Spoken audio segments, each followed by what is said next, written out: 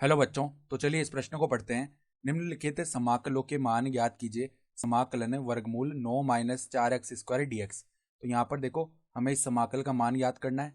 तो प्रश्न में आगे बढ़ने से पहले इस प्रश्न से संबंधित जो मुख्य अवधारणा है उसकी हम चर्चा कर लेते हैं। तो देखो, मुख्य अवधारणा यहाँ पर देखो, हम समाकलन से संबंधित एक सूत्र जानते हैं कि वर्गमूल a² माइनस x²।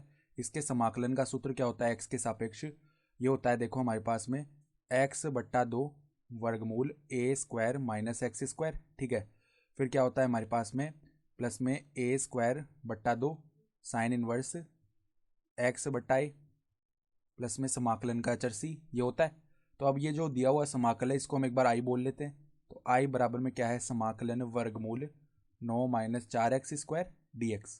तो यहाँ पर देखो, हम एक प्रतिस्थापन कर लेते हैं। माना कि यहाँ पर हम 2x को क्या मान लेते हैं? t मान लेते हैं। ठीक है, तो अब दोनों तरफ हम x के सापेक्ष अवकलन करते हैं। तो 2x का अवकलन 2 आ जाएगा, बराबर में t का अवकलन dt बट्टा में dx आएगा। ठीक है, तो हम देखो यहाँ पे dx की जगह क्या लिख सकते हैं? dt बट्टे में 2। तो अब देखना यहाँ पर समाकलन वर्गमूल 9 को हम 3 का स्क्वायर लिख सकते हैं, माइनस 4x को हम 2x का स्क्वायर लिखेंगे और 2x का मान t मान लिया हमने, तो ये t का स्क्वायर हो गया। और dx का मान क्या है? dt बट्टा में 2। तो 1/2 हम बाहर निकाल लेते हैं समाकलन के, क्योंकि अचर है। तो देखो 1/2, और यहाँ पर अब ये सूत्र लग जाएगा जो हमने मुख्य उदाहरण में लिखा है। तो पहले क्या होता है? x/2 यानी कि t/2 वर्गमूल a² माइनस x²। तो 9 माइनस में 4x², नहीं 9 माइनस में यहाँ पे t² बनेगा पहले, फिर हम t का मान रख देंगे बाद में। ठीक है, प्लस में a²/2 आता है, यानी कि 9/2 साइन इनवर्स x/a यानी कि t/3 प्लस में समाकलन का अचर c ये आता है। तो यहाँ पर देखो, ये जो 1/2 है ये इस पूरे पद के गुणा में आएगा।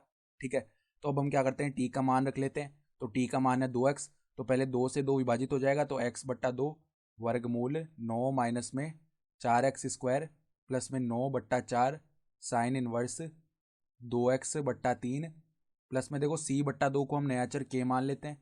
तो ये हमारा आ गया मान, और यही हमारा उत्तर हो गया। तो आशा करता हूँ कि आपको ये प्रश्न समझ में आया होगा। धन्यवाद।